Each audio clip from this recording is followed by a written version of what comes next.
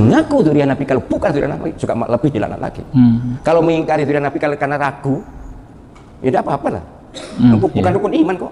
70 kiai tidak lebih terhormat dibanding satu Habib yang bodoh. Karena di dalam tubuh kami mengalir darah suci kakek kami Rasulullah. Assalamualaikum warahmatullahi wabarakatuh. Alhamdulillahirabbil alamin. Assalatu wassalamu ala nabiyina Muhammadin wa ala alihi washabihi ajmain. Amma ba'du.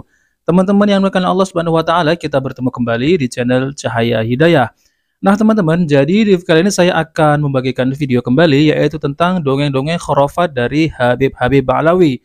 Nah, teman-teman, jadi dongeng-dongeng khurafat yang paling top yaitu dari karangan Habib Ba'lawi yaitu adalah Al-Faqih Al-Muqaddam yang mi'raj 70 kali dalam sehari itu bertemu dengan Allah Subhanahu wa taala di Sidratul Muntaha. Lalu kemudian ini banyak dari kalangan Nahdliyin ataupun kiai-kiai NU yang membahasnya tentang terkait dongeng-dongeng khurafat yang disebarkan oleh Ba'lawi, yaitu Habib-Habib dari keturunan Ba'lawi. Nah, teman-teman, termasuk adalah Kiai Profesor Ahmad Zahra, ya, beliau ini mengkritik keras tentang terkait dongeng-dongeng khurafat oleh oknum Habib-Habib Ba'lawi, yaitu seperti mi'raj 70 kali dalam sehari itu bertemu dengan Allah Subhanahu wa taala. Padahal Nabi kita Muhammad sallallahu alaihi wasallam itu mi'raj bertemu dengan Allah Subhanahu wa taala itu hanya satu kali saja. Itu pun ada perintah dari Allah Subhanahu wa taala. Lah, ini Faqih Al-Muqaddam ini dapat perintah dari mana? Lalu kemudian tujuannya apa? Lalu kemudian apa yang dibawa, ya? Jadi apa yang dibawa risalah-risalah itu apa? Nah, oke teman-teman, kita langsung saja mari kita simak videonya. Imam Faqih Al-Muqaddam di dalam manaqib sejarah hidup beliau diceritakan bahwa Al-Imam Faqih Al-Muqaddam adalah orang-orang yang besar, beliau adalah orang-orang yang hebat. Bahkan diceritakan beliau pernah mi'raj, saudara-saudara, bertemu dengan Allah dalam satu hari 70 kali, saudara-saudara, bertemu dengan Allah dalam satu hari 70 kali, saudara-saudara. Sehingga banyak para ulama, banyak orang-orang soleh di zaman beliau, di masa beliau, berkunjung kepada beliau untuk mengambil manfaat, untuk mengambil barokah daripada ilmu-ilmu beliau. Nah, teman-teman, jadi itulah ya dongeng khurafat dari Habib Ba'lawi.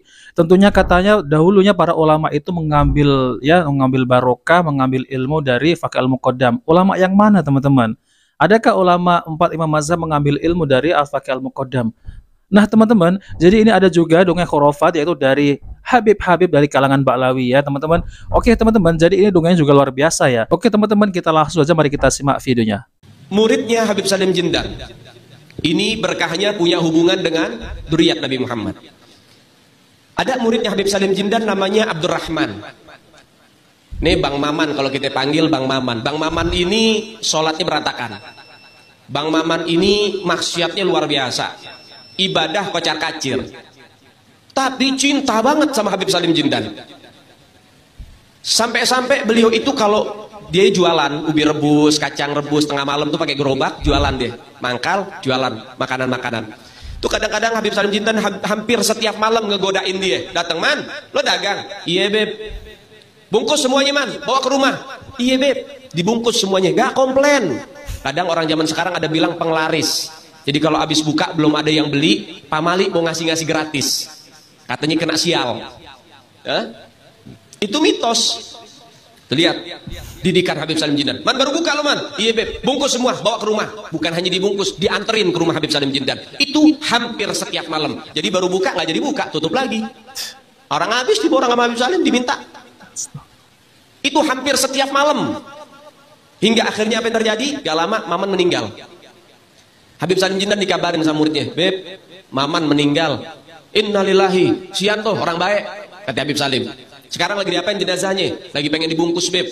"Ya udah, nanti kalau pengen dibungkus mukanya jangan ditutup dulu. Tungguin gue datang." Ini bahasa Betawi nih. Datang Habib Salim Jindan. Ngeliat tuh jenazah tuh, pengen dibungkus, pengen ditutup kain kafannya.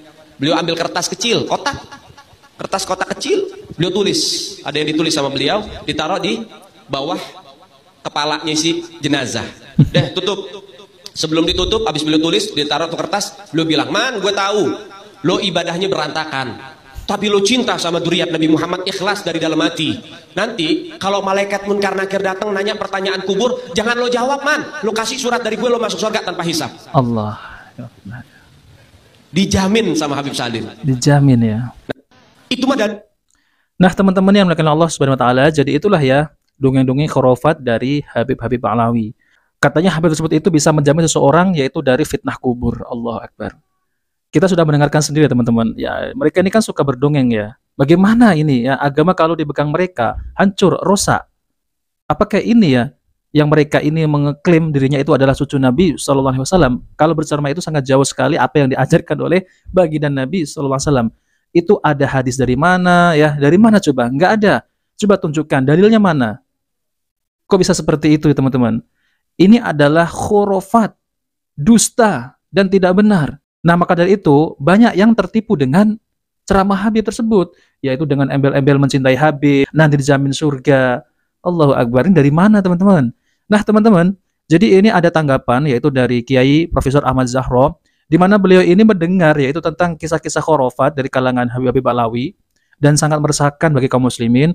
Tentu itu tidak ada di dalam ajaran Islam. Itu dari mana kalau bukan dari karangan-karangan mereka ataupun dari kitab-kitab Ba'lawi. Jadi kita sebagai kaum muslimin jangan sampai kita ini tersesat ketika mendengar ceramah-ceramah dari oknum-oknum Habib Ba'lawi.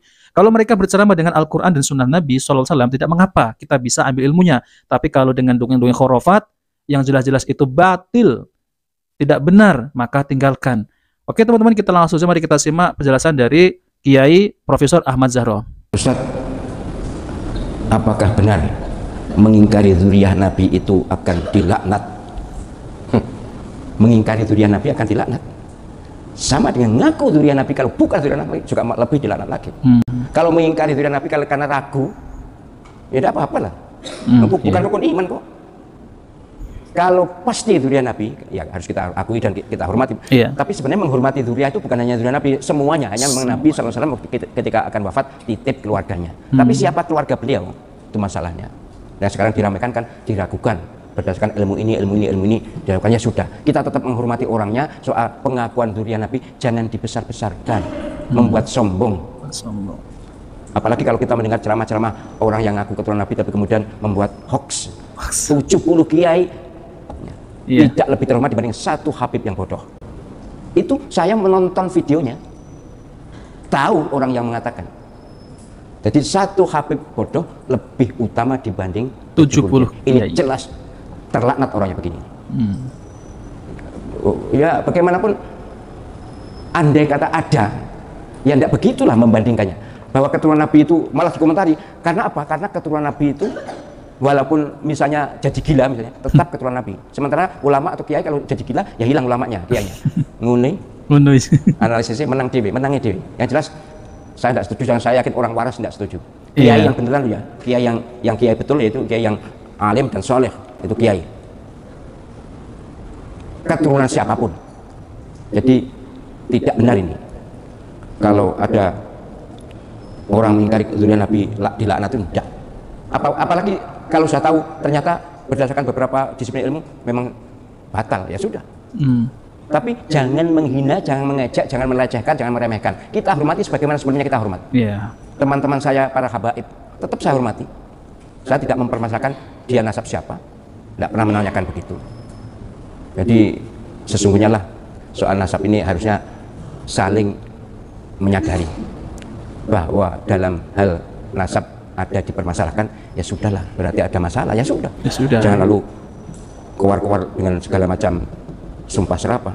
Apalagi kemudian muncul ajaran-ajaran khurafat itu dari mereka yang mengaku keturunan Nabi, bahwa ada leluhur mereka yang sanggup mi'raj satu malam 70 kali menemui Gusti Allah. Saya tidak usah sebutkan, tapi ini jelas mereka ini. Saya juga nonton videonya loh. Semua yang saya katakan ini saya bukan ngarang, memang ada videonya, dikirim oleh seseorang kepada saya, dikirim. Jadi mi'raj 70 kali satu malam. Nabi itu seumur hidupnya satu kali. Ngomong apa itu? Tidak mungkin lah kita percaya. Kemudian ada leluhur mereka yang bangkit membentak malaikat munkar nakir. Malaikat munkar nakir karena menyiksa orang yang dikubur di sebelahnya Habib ini. Kemudian sambat mengeluh rame berbeken, ini bangkit. Malaikatnya dibentak layu. Tidak mungkin malaikat kalah dengan orang alim, sealim apapun. Kecuali Rasul, dan Rasul tidak mungkin membentak, itu tidak mungkin. Wah, macam-macam ini yang dikirimkan ke saya macam-macam. Tapi beginilah, saya menghimbau pada para habaib yang selama ini disebut sebagai habib, ayolah turun tensi, rendah hati.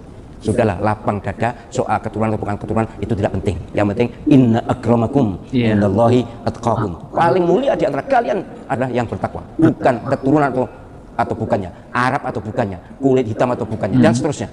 Yang jelas umat Muhammad ini semuanya dimuliakan Allah SWT, manakala takarannya adalah taqwallah.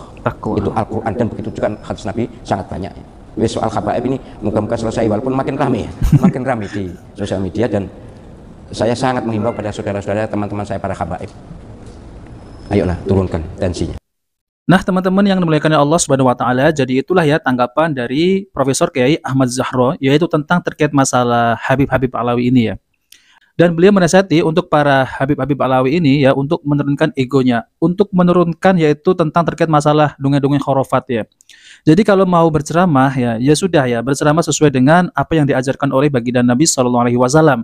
Tidak usahlah dengan membanggakan nasab, meninggikan keturunan, lalu kemudian bercerita tentang terkait masalah khurafat, wali ini, wali itu, bisa ini. Nah, tentunya dari kalangan mereka teman-teman ya. Nah, kalau mereka ini bisa menurunkan, bisa menghilangkan ceramah-ceramah seperti itu, ya insya Allah nanti bisa diterima oleh kaum muslimin, dan harus bersumber dengan Al-Quran dan Sunnah Nabi SAW sesuai dengan pemahaman para sahabat. Tapi kalau masih mereka ini berpedoman dengan kitab-kitab dari kalangan mereka ya, yaitu kitab-kitab seperti Fakih Muqaddam 70 kali dalam sehari bertemu dengan Allah Subhanahu wa taala. Nah, itu nanti tidak akan diterima oleh kaum muslimin karena itu sudah termasuk adalah dusta, khurafat ya teman-teman. Nah, seperti itulah ya teman-teman. Jadi turunkan ya ego. Rasul jangan sombong karena nasab. Jadi Allah memandang hambanya itu bukan karena nasab, bukan karena keturunan, bukan karena hambanya itu kaya, tapi Allah memandang hambanya itu dengan ketakwaan. Jadi siapa yang paling mulia di sisi Allah adalah takwa. Nah, oke teman-teman, itu saja yang ingin saya sampaikan ya. Jika video ini bermanfaat, jangan lupa like dan subscribe di channel Cahaya Hidayah.